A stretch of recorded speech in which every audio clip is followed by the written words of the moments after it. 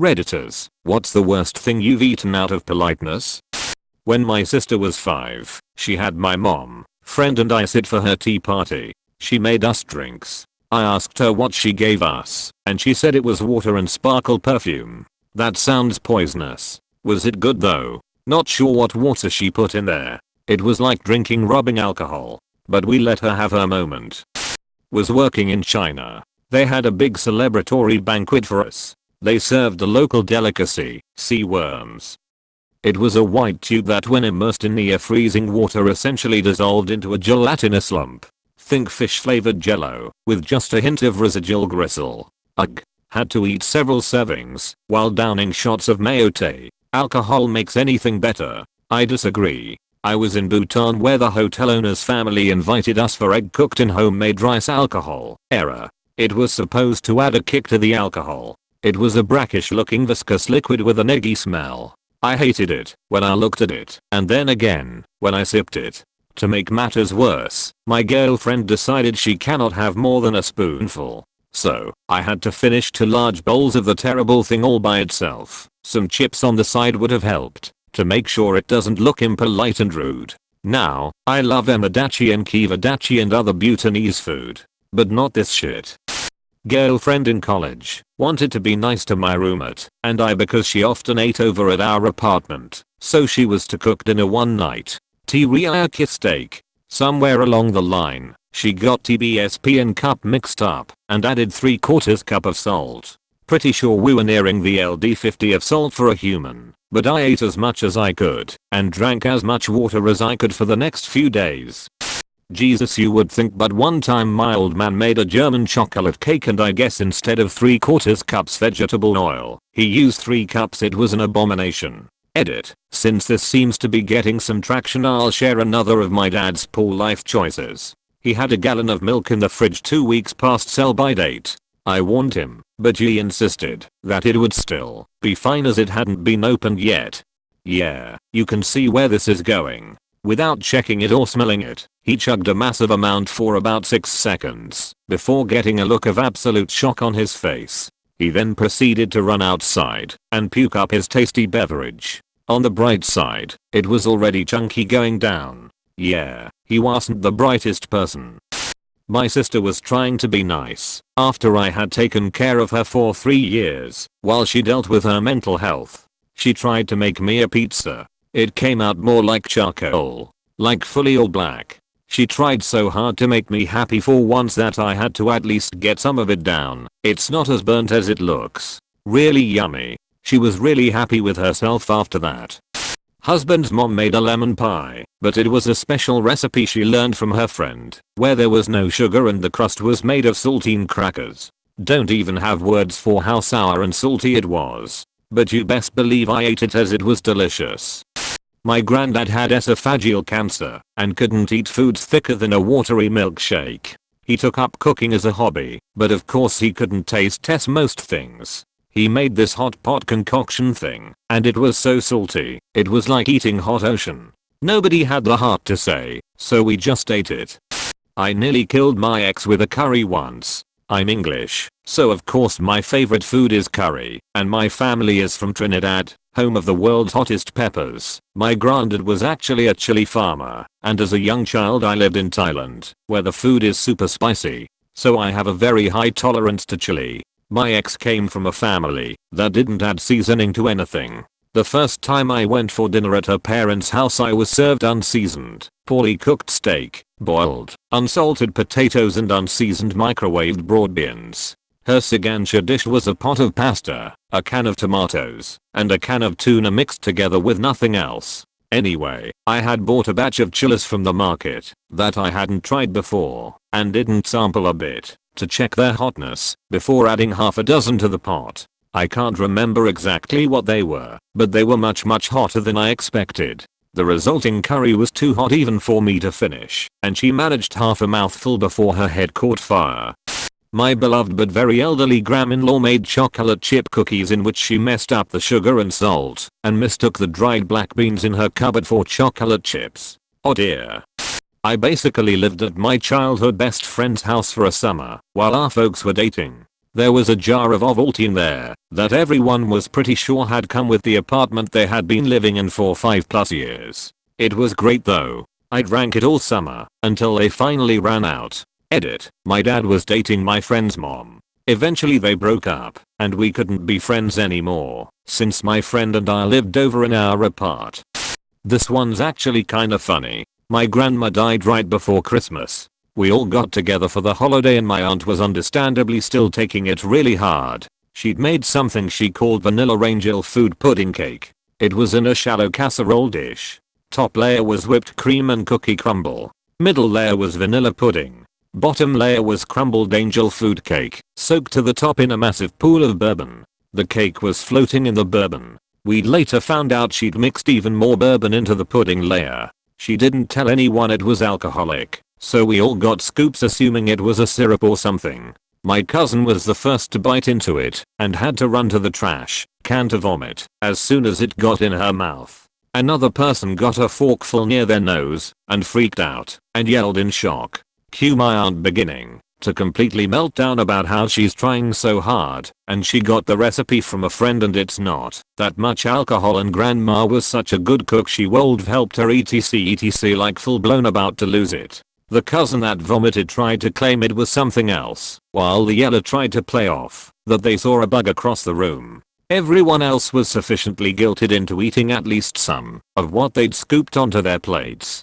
That shit was physically painful to eat. Everything burned. Looking around the table you would've thought we were all downing spoonfuls of wasabi. I was 19, but I guess my parents were more worried about my aunt than me getting underage sloshed on pudding. But about halfway through my portion they found a discreet way to dump my plate.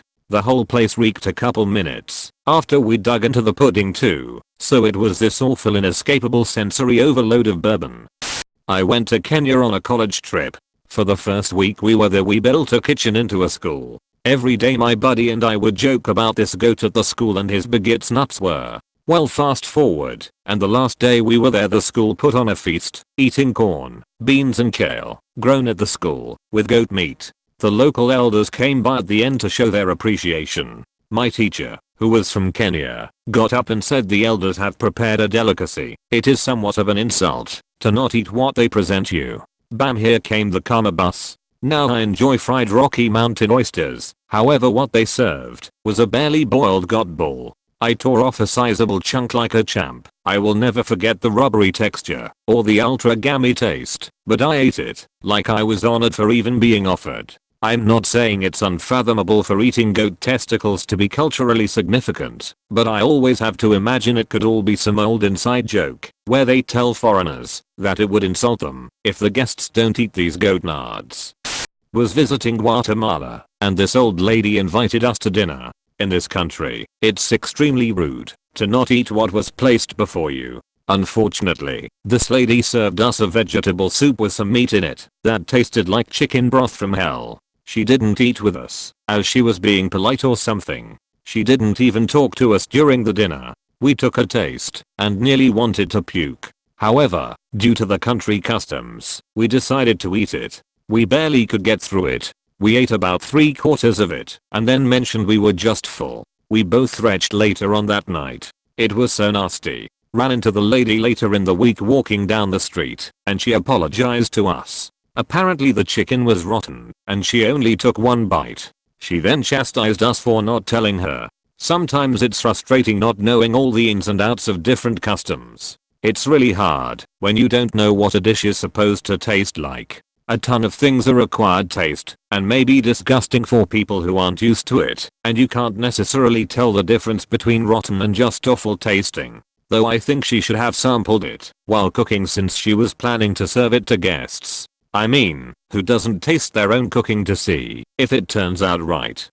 I was in a LTR with a woman who made chitlins for her family during the holidays. When the big day came she came from the store with those raw intestines and started the cleaning process, pulling out some kind of lining, getting the residual hay and other stuff out, then lots of washing. I was morbidly fascinated by the process. It didn't smell as bad as I imagined either. So, she starts cooking them, and they were boiling away with a lid on the pot. Smell is a bit worse now, but I stayed out of the kitchen. She had to run to the store and told me to not lift the lid on the chitlin pot. She was hoping I would try them at dinner, but I hadn't made any promises. So of course I strolled over to the stove the minute she left and lifted the lid. Holy fuck. Pure shit steam hit my face and I ran gagging out of there. It was like concentrated full on nastiness. She saw my face when she came back and said, "You did it, didn't you?" End of story. I still have never and never will eat chitlins. Sea snails with my Vietnamese friend. I paid for it when I tried to pull it out with my teeth instead of using the little toothpick. Since it is in a spiral inside the shell, it snapped out of the shell and sprung forth, bouncing off my face and onto the table, leaving my face covered in fishy smelling, briny seawater. I would have run straight to the bathroom, but I was temporarily brain-dead. I'm actually the one who made the horrible meal. When I was around 8, I decided I wanted my mom to relax while I cooked her dinner and did the dishes. I made way overcooked spaghetti with a plain can of diced tomatoes that I added water to because I thought that is how sauce worked. Finished it off with every seasoning herb we owned plus some ketchup because the sauce looked a little too much like water and heck some mustard, mayo and any sauce I saw in the fridge because she liked all those things. My mom took her first bite, smiled through it, told me how much she enjoyed not having to cook, then ate every freaking bite on her plate.